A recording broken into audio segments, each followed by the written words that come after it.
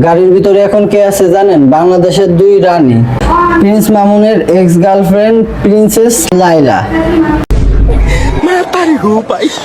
অপর পাশে বসে আছে প্রিন্সেস লিং ব্যবসায়ী জান্নাত। বুঝলাম না, প্রিন্সেস লিং ব্যবসায়ী গাড়ির ভিতরে মাস্ক পরছে কেন? গাড়ির ভিতরে কি করোনা ঢুকছে নাকি?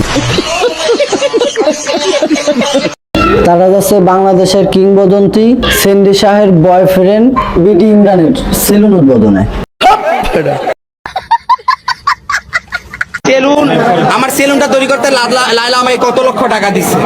তো প্রথমত হচ্ছে আমার টাকার খুব শর্ট পড়ছিল, প্রায় হচ্ছে 7 থেকে 8 লাখ টাকা শর্ট পড়ছে। আমি লাইলাকে বললাম যে লাইলা আমার তো টাকা শর্ট পড়ছে, সেলুন দেওয়ার জন্য তুই লাইলার কাছে কেন গেলি? তুই তো সেন্ডি শাহকেই বললেই পারতেই। আপনারা এখন যাদের মারামারি দেখতেছেন তারা আর কেউ না, আমার 2 এক্স। আর যে মারামারি ঠেকাইতেছে দেখতেছেন সে আর কেউ না, সহজ সরল পোলাটা আমি। মারামারির কারণ হইতেছে দুইজনকে 1 সপ্তাহ আগে সানসিল্ক আর একজনকে অল ক্লিয়ার শ্যাম্পু কিনে দিছিলাম। স্যালুট ভাই, স্যালুট। আপনার ভিতরে এত প্রতিভা ভাই, আপনি আগে কেন দেখান নাই? এখন ওরা দেখতেছে কার চুল কতটা শক্ত হয়েছে টানাটানি করে। তোমাকে বিক্রি করতেছি, তুমি কি রাগ করলা? কথাটা ঠিক না বে ঠিক। Sorry sorry sorry sorry sorry, তোমাকে বিক্রি করতেছি না।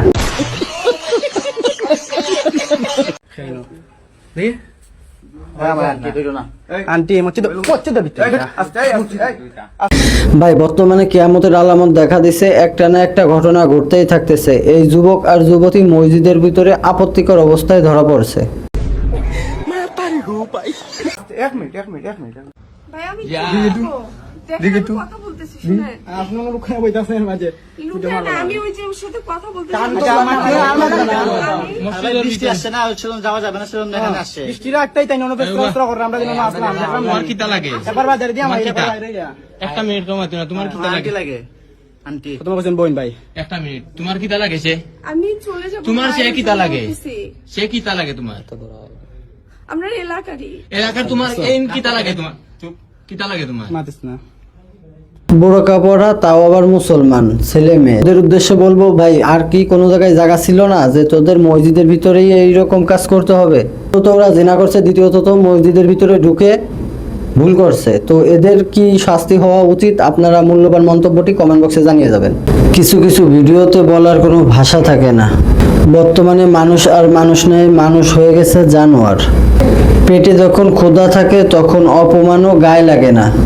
যদিও দাওয়াত ছাড়া এসে থাকে, তো আমার মতে এরকম টানা হেঁচড়া তাকে নিয়ে করা ঠিক না। কারণ একটা মানুষ কতটুকুই বা খাইতে পারে, তো তাকে যেভাবে অপমান করা হলো মানুষের ভিতরে, তারপরও সে উঠতেছে না, তার মানে তার পেটে ক্ষুধা আছে বিদেই সে এরকম ভাবে অপমান সহ্য করছে। আল্লাহ যার রিজিক যেখানেই রাখছে সে সেখানেই খাবে, যে কোনো বিনিময়ে।